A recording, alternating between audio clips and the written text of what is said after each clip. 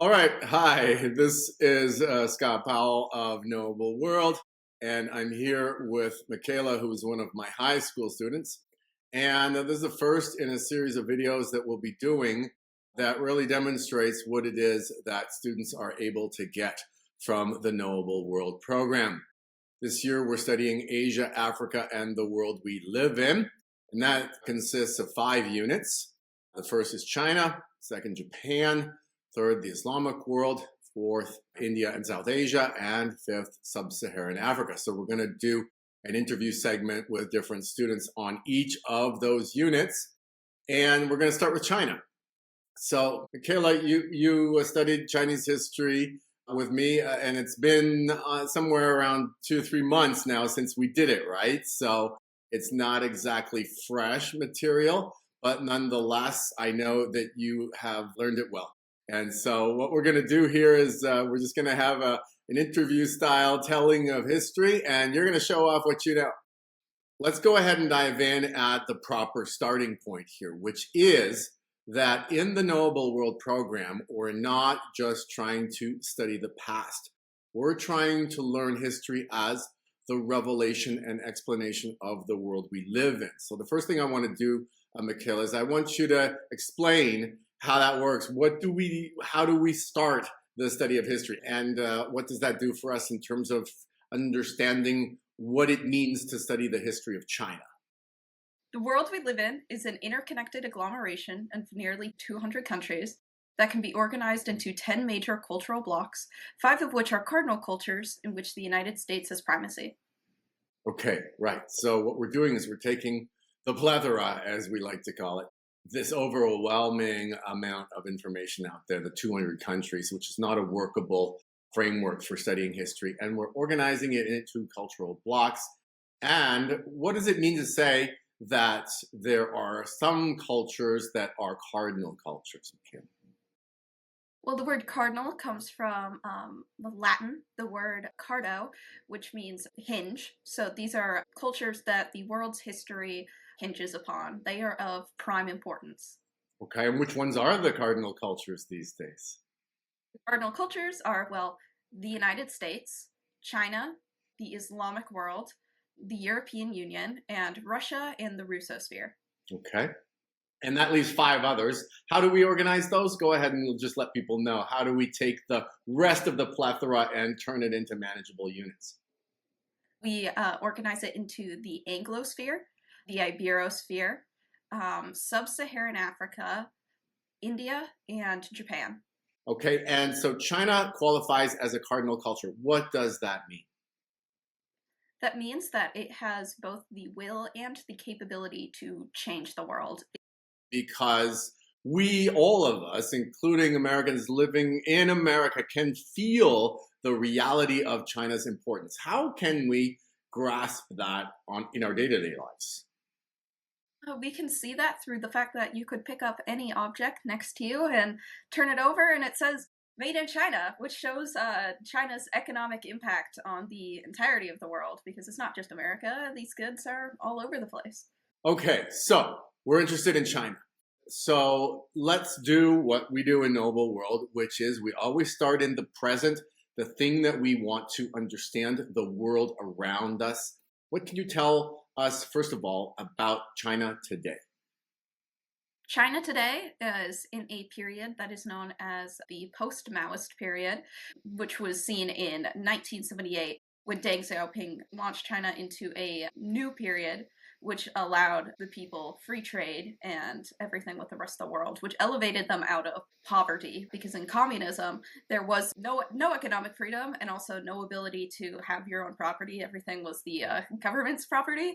So it allowed the Chinese to prosper, well, to a degree, but they still have no political freedom, and they still have, well, essentially a dictator Yeah, right, ruling exactly. over them and deciding. Yeah. Yeah, they have no role to play in choosing their leaders, right?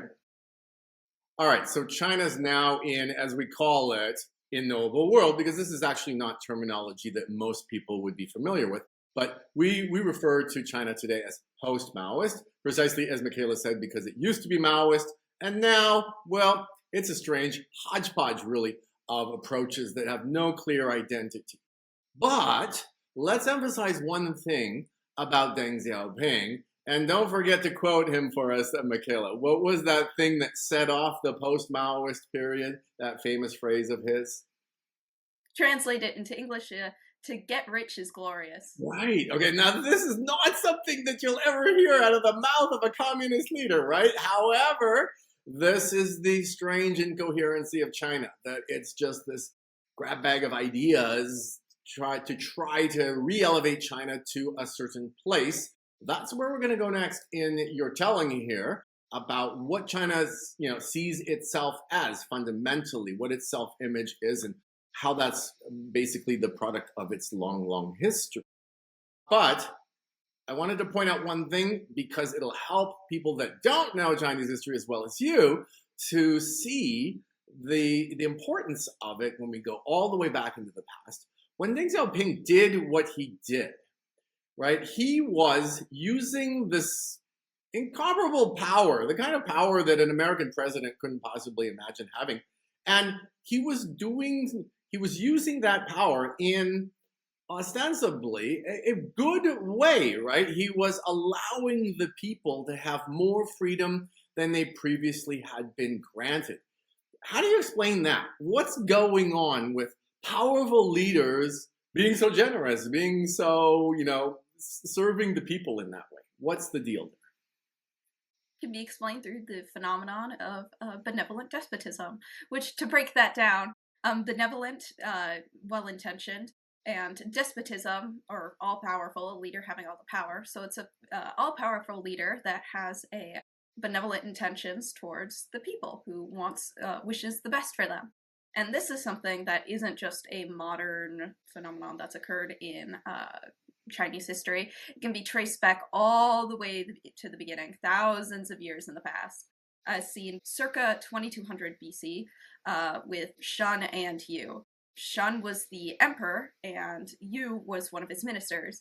Yu was seen helping the people and going in alongside them to help with the flooding of the Yellow River. He lived amongst them to see the best methods that could be used for that.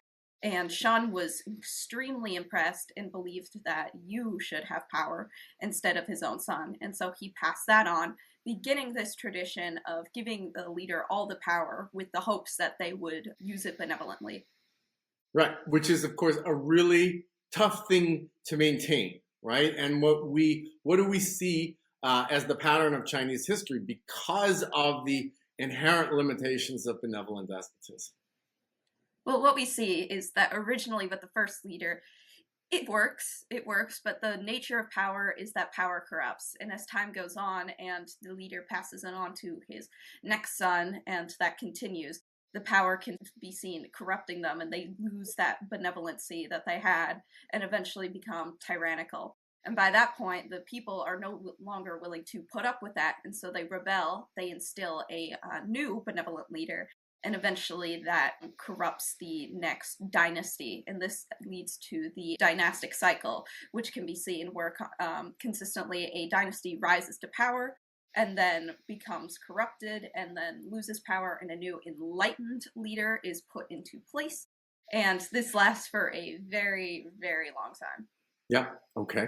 So we start with Shun and Yu, circa 2200 BC, and then we get this rise and fall of dynasties, this dynastic cycle. Were the Chinese completely satisfied with that, or did they try to do something about it? There was an attempt to try and quell the corruption, as seen with Confucius, circa 551 BC, I believe, where he decided that the problem of this corruption could be solved by education. So he tried to teach the leaders that they should act as a father to their kingdom and have that sort of relationship. But even though that educational aspect was instilled, that did not fix the whole problem with power corrupting. So there was an attempt, but the attempt did not succeed. Okay, so basically we start to see over the course of 4,000 years, we basically see this pattern repeating over and over again, the rise and fall of dynasties. There really isn't anything about China over those thousands of years of its history that is really momentous or world changing. It's basically very stable, or what we would think of from a Western perspective as very stagnant, in fact.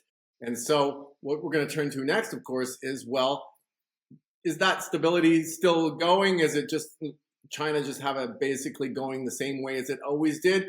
Or what brought about modern China? We know that Deng Xiaoping was a benevolent despot, but we also know that he was a communist leader. So clearly something must have happened. Okay, Mikaela, so how does China make the transition from its traditional benevolent despotism to Maoism and then post Maoism? What brings that about? Well, it becomes because of the century of humiliation. But first, to understand that, we need to understand what China was before the century of humiliation.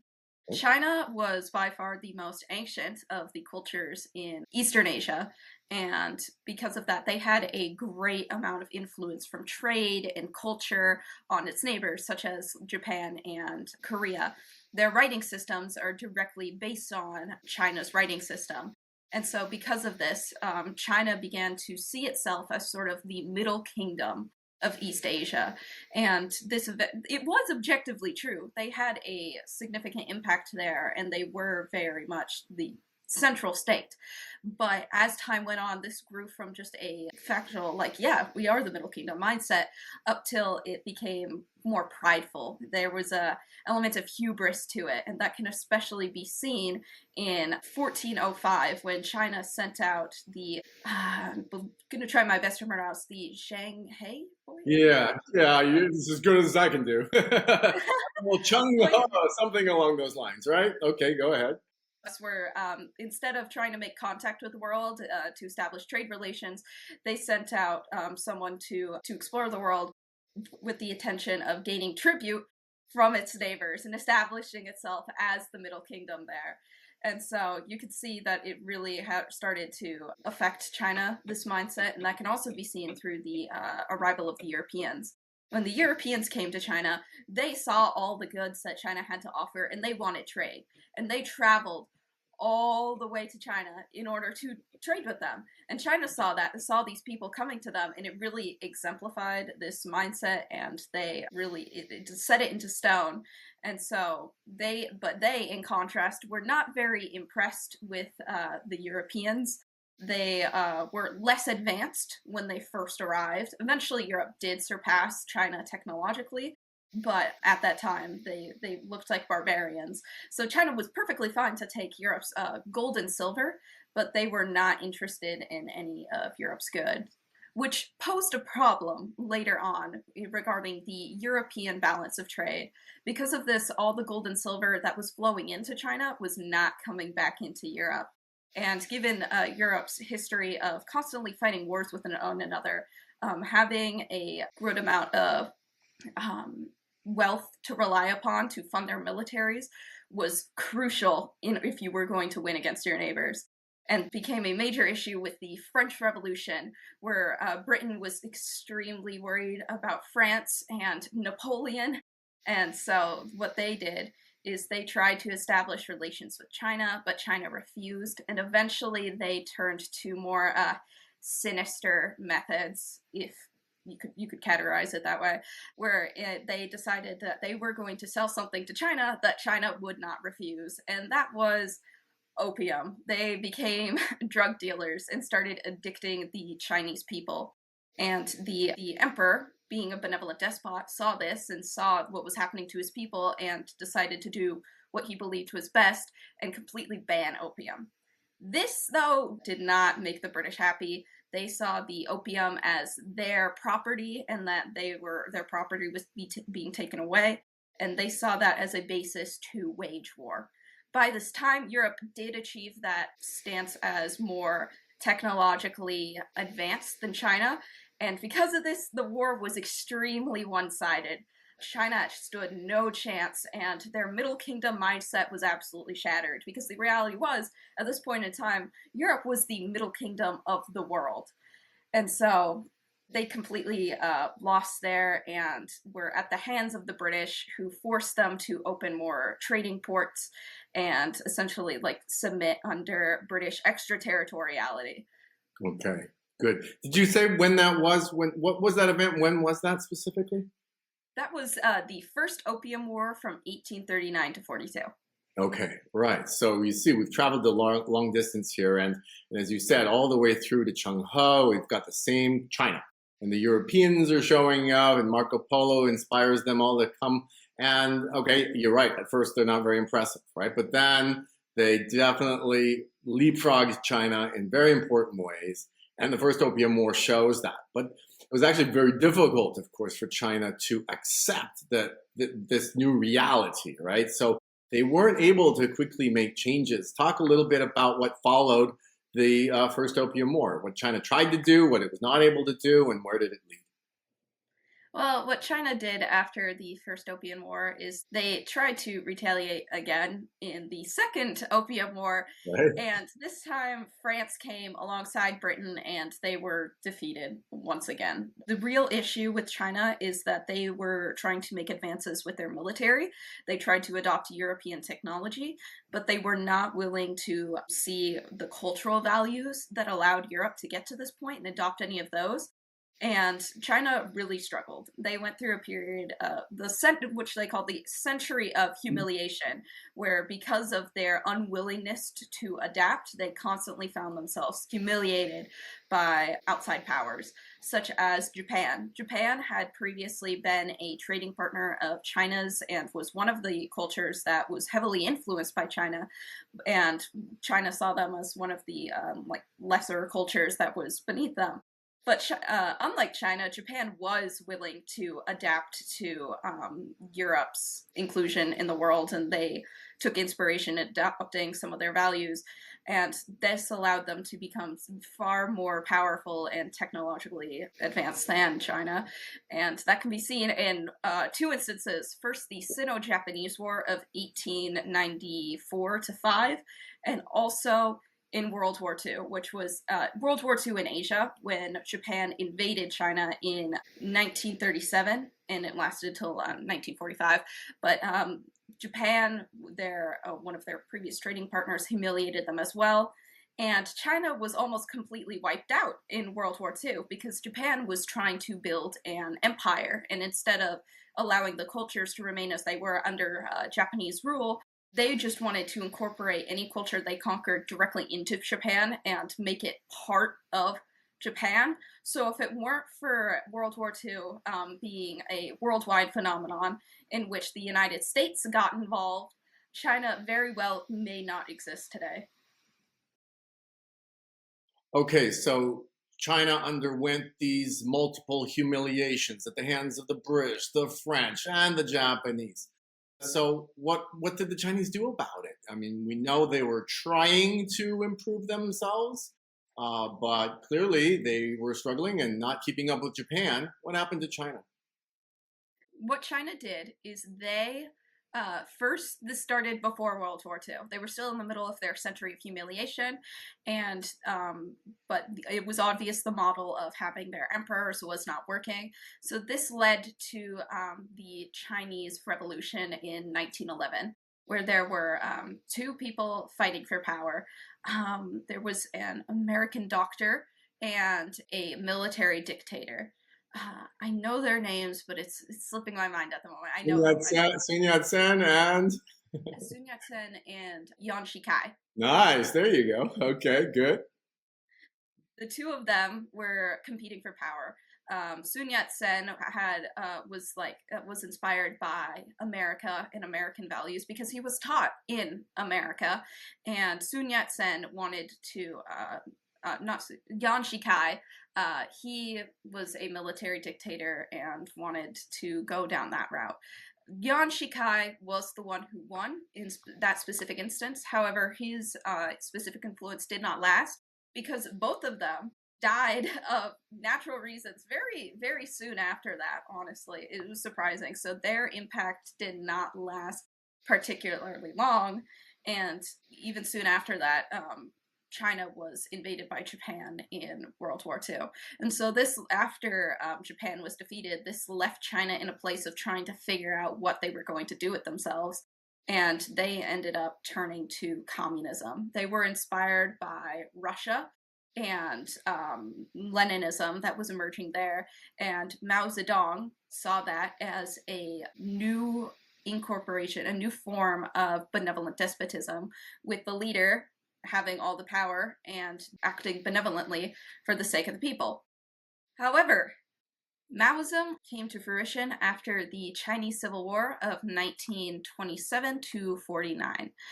In this case, Mao Zedong fought, and he was the one who ended up taking power afterwards, and he implemented communism.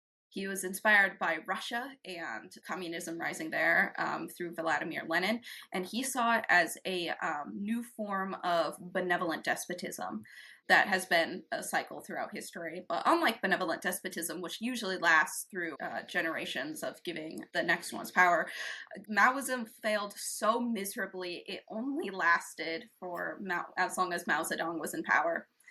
When he took complete control of all the resources, he mismanaged them spectacularly. He prioritized industrial projects over agriculture, which led to, in the Great Leap Forward, which led to the death of somewhere around 40 million Chinese due to an artificial famine. And even after that, he did not take responsibility for his actions and decided that all Chinese culture needed to be completely erased and replaced by only communism. This did not succeed, as after his death, it was not continued, and instead, Deng Xiaoping decided to pivot and launch China into a post-Maoist state rather than Maoist, when he granted the Chinese economic freedom, which was previously considered completely impossible under communism, because it was completely impossible under communism. Yeah, exactly. Okay. All right. So where do you see China going? We've circled back around, right? We started with post-Maoist China, and we worked our way from the beginning with Shun and Yu all the way through the dynastic cycles and into the arrival of the Europeans, the humiliation of China, the failure of Maoism, which brings us back to where we started. And so China's achieved a lot in this post-Maoist period. It's climbed up into the second rank, shall we say, among nations. Is that good enough? What does China still want from the world, if anything? And so, what are your personal predictions? That is not good enough for China. China is not satisfied with being number two. They want to be number one again. They do not have a really specific set of ideas in post-Maoism, but they are really wanting to circle back to their original set of ideas of having primacy in the world. But currently in the world, America is the one with primacy. They are not very happy about that, but there's not very much that they can do about that. America is so powerful that if they were to try and start building an empire, they would immediately be confronted with America, like especially given their proximity to Japan and the strength of the relationship between Japan and the United States. If China tries anything, they're not going to succeed. However, in one specific scenario, there is one country that or country, it's considered countries depending on where you are, but or what culture is Taiwan. It's Taiwan. China wants Taiwan back. Taiwan was once part of China, but Taiwan is kind of its own thing right now. It's not ruled by the Chinese party. It's they want Taiwan back, and America's not going to intervene if they go after Taiwan. So it's very likely that they're going to try something there, and that will end up in as a similar situation as the war on Ukraine, because the United States is wouldn't be very happy about China taking over Taiwan, but they're not willing to go to full out war over it. So it likely would end up a scenario where America's supplying weapons to the Taiwanese who are fighting against China. But beyond that, China's kind of in a scenario where they're not able to do a whole lot, but they want to. They have the will to change the world, and but not exactly the means. They have the means to change the world, but they are stuck in a scenario where doing either would probably be quite catastrophic because they would be at the hands of America. Yeah. Okay. Good. Well, thanks for sharing your thoughts about that. Something that many people might not know is that China's population is now steadily shrinking.